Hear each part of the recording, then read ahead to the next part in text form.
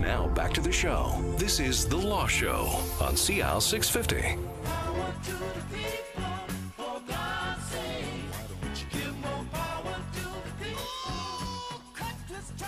All right, welcome back to The Law Show on CL 650. I'm Zach Spencer. We're talking about immigration and citizenship law with Rudy Kisher and Alex Stojkovic from MKS in downtown Vancouver. The end of this month, June, you're moving to your new offices. Where again? We're at 688 West Hastings, so Hastings and Granville. So a lot of people Suite know 900. The famous Burke's building there on the corner. You're right next door, right? Yes. Kitty corner to the Sinclair Center. Yeah, we're looking forward to it. So we're having a whole new floor, and we're expanding space, so it's fantastic. All right. Now, we talk a lot about people coming into the country, and your front line there working with not only businesses that are bringing people into the country, but also the people that are trying to get in. What is the major compliance that you have to have on the employer side to bring people into the country? Well, it's 5 years ago there was very little employer compliance, and what happened in a summer, I think people will remember, there was a bunch of interviews on CBC about these McDonald's workers that were getting, they felt they were being exploited. Foreign workers, right? Foreign workers that were working at McDonald's and weren't getting paid what they were supposed to be getting paid. There was also workers in Saskatchewan, Canadians that were getting laid off and getting replaced by foreign workers, and this caused the Conservative government at the time to put in a bunch of regulations that would require employers to keep records and to make sure that they are compliant with the regulations that were set in place, to make sure that Canadians get chosen first for the job, and that foreign workers who are vulnerable aren't exploited. That's a big umbrella, foreign worker, right? That is a big umbrella, and I think what happened, unfortunately, with the government of the day was they took a sledgehammer to kill a fly, right? So because the press was so bad around this, they responded and said, we are going to make every employer that brings a foreign worker, we're going to make him accountable, to the federal government in some way. So now, if you go through this process called the labor market impact assessment, which is a very expensive process for an employer, it could take months to get. You're asking for permission to get what's called a labor market impact assessment from the federal government to say, can you please let me hire a foreign worker? So you're basically saying there's no Canadian can do this job. No Canadian. Is that the basic? Yeah, that's the basic. We have advertised, and we can't find a Canadian to fill this role. We've advertised usually for 4 weeks. We can't find someone to fill this role. The application, then the process can take several months after you've done the advertising. And for each worker that you're hiring, you have to pay an application fee, which you don't get back, of $1,000. Wow! So it's an extreme for every single person. For every single worker. So if you are running a McDonald's and you need a storefront person running it, you've got $1,000 invested before you even hire them. And you might not even get that application approved. So you can imagine you're hiring for 20 of them, it gets refused. The government keeps the $20,000 for what amounts to probably about 30 minutes of work. Now, that being said, there was no fee for any of this prior to 2012.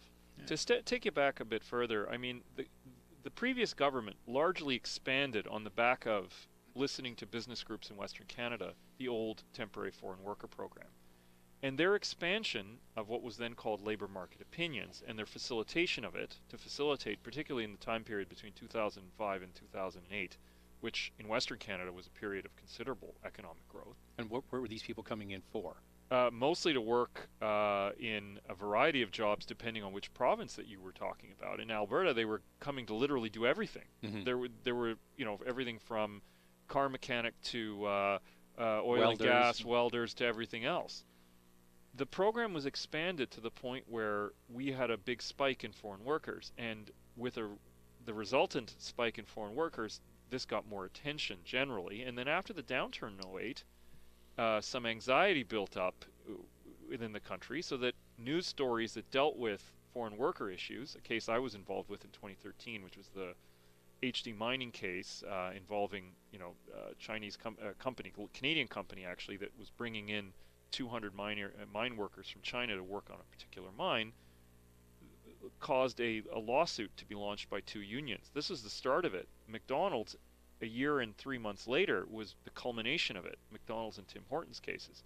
And for that year and a half, in between, there was a Royal Bank story involving iGate, an outsourced tech company in India that took all these jobs away. Yes, exactly. So really a lot of residual anxiety about jobs in Canada played out here.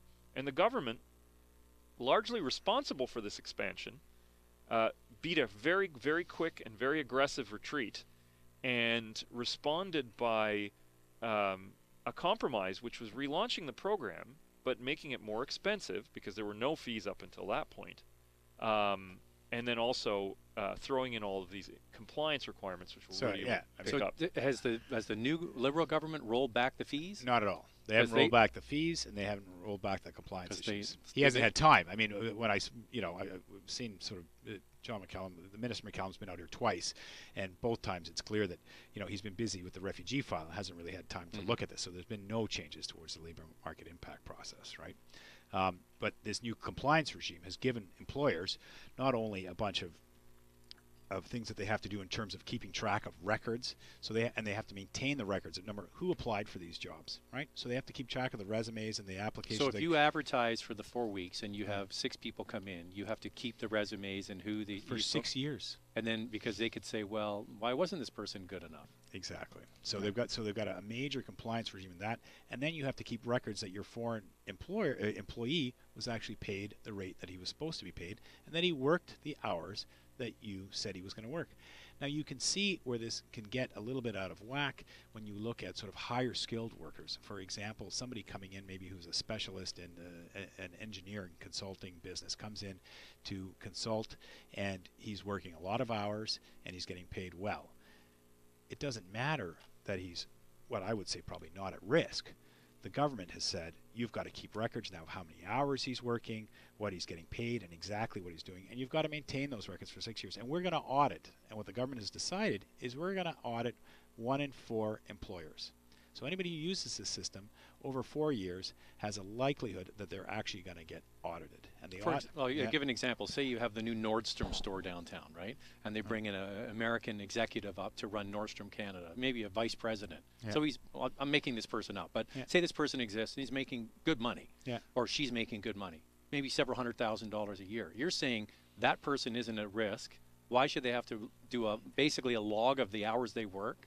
Yeah. And all of because they're not at risk. This was all set in place to protect the McDonald's and the Tim Hortons worker. Exactly. Right? That's where I think it's gone too far. Right. The pendulum has swung. Protecting sort of semi-skilled and people at the lower wage, the lower spectrum of wages. I can understand how Canada may have a responsibility to sort of make sure that those people are getting paid what they're going to. They're in a vulnerable position. They come here. They can get removed. They don't have resources.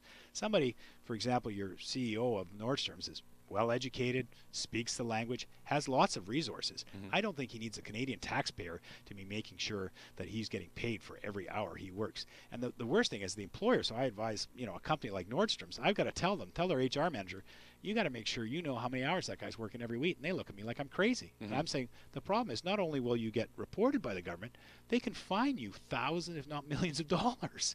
I mean, that's the limit on the that they could be facing. Now, we haven't seen these fines actually being used yet. The government has got they launched out a second program in January, and these audits are now starting to see, starting to be done. And we've seen we haven't seen a lot of them get the fines, but it's sitting there, and employers are anxious. HR managers are anxious. That's the hammer they have. Yeah. Is that you better comply, and that does protect the lower worker in some way that they could be fined, right? Yeah. But why not take a reasonable approach and say, for somebody earning over $60,000 a year, we think they have enough, they've got enough resources to go get legal advice if they don't feel they're being properly compensated. Now that's to deal with labor market impact assessments. They've also rolled out in a new regulation 209 that was brought forward in December of 2015. They've brought in, and actually they've been collecting this since February of 2015, I should say. So December of 2014 they launched this. February it became actual last year. Every single employer who hires a non-labor market impact assessment work permit that's not open, so anyone who comes in on a free trade agreement or on an exception like an intra-company transferee, they have to register that employee, which they never had to do prior to last year, the terms of their work, the wage that they're being paid, and pay a $230 employer compliance fee, and also be subject to audit, just like in the situation with labor market impact. That's the more likely avenue for the person I described. Yes. A senior person at a big company coming from the U.S. into Canada would probably take that avenue more than the traditional foreign worker, right? Yeah, but exactly. even so, though, that company is now subject to an audit based on information that they've provided, very similar to what was provided in a labor market impact assessment, as well as paying a fee that didn't exist prior to last and year. to top it all off, even if there's not an employee-employer relationship. So you can imagine a firm up here hires an engineering company in the States, and they send up an engineer who's not an employee-employer relationship. So there's really no... So mining company A hires an engineer from the U.S. to come up and assist with their mining operation. And they're allowed to come in and apply for a work permit at the border under NAFTA, right? Because professionals, you know, they're highly sought after. They should be mobile. It helps the economy is the thought. But mining group A has to account for their hours now, right? And that they were paid correctly. Meanwhile, they have no control over that, None. right? And who are we protecting here? It seems to me a whole system that's been, you know, basically it's been built without a lot of thought. And we had the conference here. I raised it at the conference we had a couple months back. We had the directors of both HR Service Canada was out here and CBSA, and their typical response was, "We're going to conduct these audits. We're conducting, you know, 1/4 of all employers that use this system are going to get audited every year, and those are our marching orders, and we're not changing them." There doesn't seem to be any concern about where the tax dollar is going on this. But it seems to me, having had these conversations with you over several months, the pendulum seems to swing one way and then the other. You think it'll swing back? Well, I don't think so. I think, look, long term, the lessons of the last 5 years on the temporary foreign worker issue is that politically this is never a good issue for government. It's a hot potato, right? It doesn't matter how much you're getting lobbied by business groups. There's a limit to how much benefit you can get by being too liberal on this file, liberal, small L liberal. So in my view, I don't think the current government is going to make it much easier on the foreign worker front. Their focus is different. Their focus is other issues. I think maybe making it easier, pathways to permanent residence to be easier long term. I think that's a realistic place that we can see the government moving to from a policy perspective. But certainly making it easier to bring in foreign workers, I can't see that happen. Well, and it's not, I mean, to me, the problem is not so much making it easier. What they've made it here is harder to actually stay within the law that they've written, right? They put in all these compliance requirements that make no sense. Nobody sees the purpose of them, but now they're having to spend resources on them and worry about, you know, what is the government going to audit me on this? And come if back. They are, and I have to keep those records for 6 years. When we come back, you touched on it a moment ago, permanent resident cards and renewals, delays, and what's going on with that whole situation within government. We'll pick up that when we return on The Law Show on CL 650. There's more of the show still ahead. This is The Law Show on CL 650.